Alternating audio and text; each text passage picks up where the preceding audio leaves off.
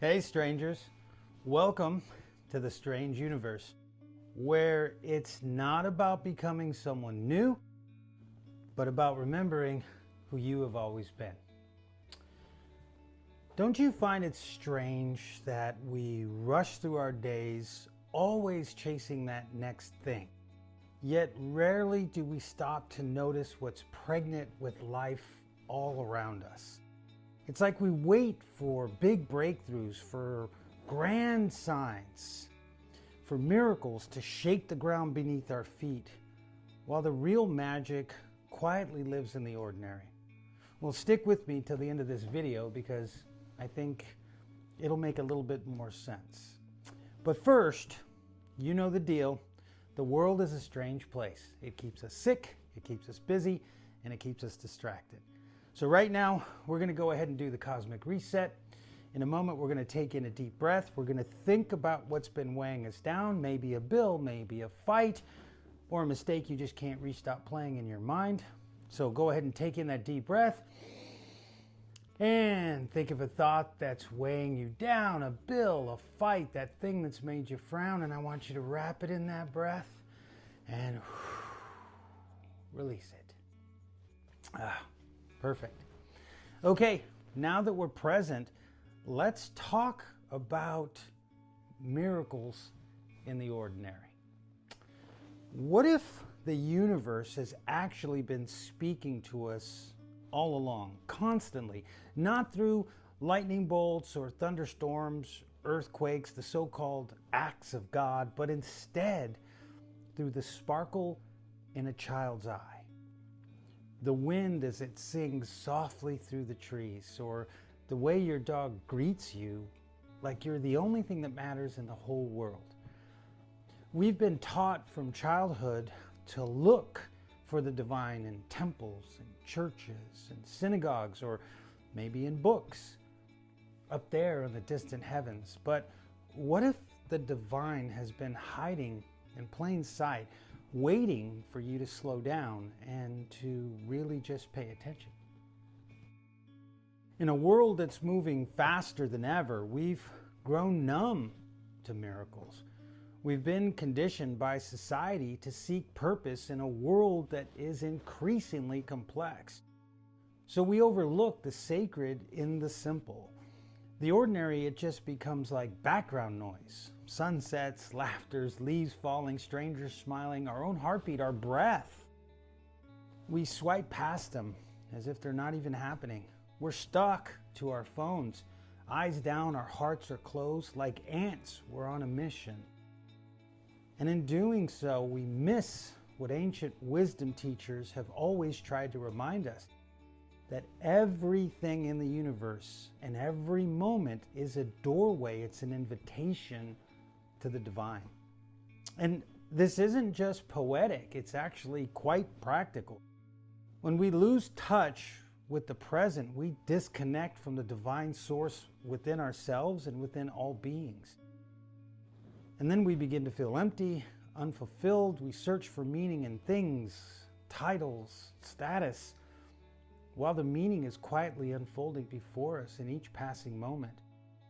So, what can I do about this? Well, the Buddhists teach that the entire universe is in a grain of sand. But what does that even mean, right? Well, it could mean that the infinite, the divine, the eternal God can be found in the most humble of places. A flower blooming through a cracked concrete sidewalk, a child giggling in a grocery store line, or a bird that pauses on a fence just long enough for you to notice, to make eye contact with the creation of the Creator. And these aren't coincidences, these are actually invitations. They're reminders that the universe is not something out there swirling into infinity. It's here, now, always. And it's wrapped in the ordinary. It's disguised as the mundane. But if I slow down and I use my eyes to see, I mean really see, I can shift from doing to being, from seeking miracles to being part of the miraculous.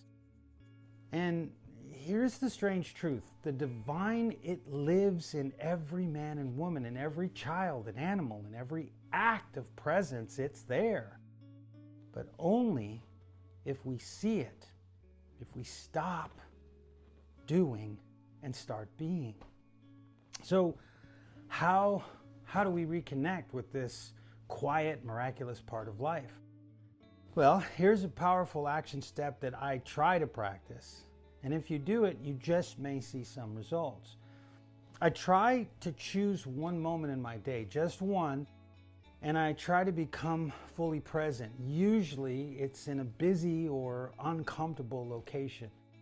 When I catch myself wanting to zone out, to look at my phone, I try to consciously pause and breathe and then notice whatever it is around me.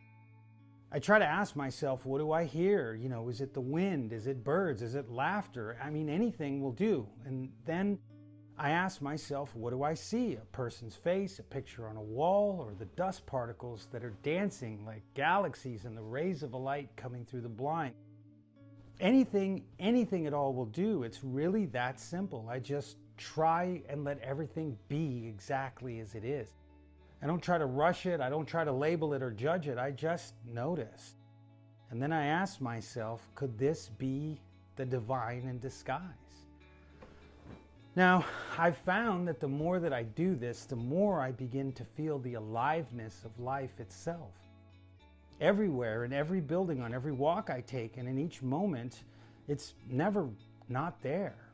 I've started to slowly realize that the sacred isn't hidden at all. I don't notice it unless I force myself to. But the craziest thing about it is that once I begin to see, it's everywhere. I don't need to climb the mountains of Tibet or travel to an ancient temple around the world in order to find what's holy. I mean, I can, and there's nothing wrong with that. Heck, I would love to, and perhaps one day I will, but today and every day, I only need to be where I am. The universe is always whispering to me. It's always showing itself through the miraculous of the ordinary. So I challenge you. The next time you feel disconnected, the next time you're overwhelmed, maybe you're waiting in line at the DMV or you're in a long line at the grocery store, don't be asleep. Wake up. Stop looking at Twitter, don't look at Facebook, and look instead at the leaf as it unfurls on the ground, at the child, at the dog. Look at the sky. And remember, the divine, it never leaves you. It's here all along. It's just waiting for you to notice. So if this video resonated with you, please leave a comment, maybe like it, subscribe. It really does help this channel, and possibly it'll help to reach people who could benefit from this message. So I want you to remember, you are strong, you are worthy, and you are much more aware. I love you.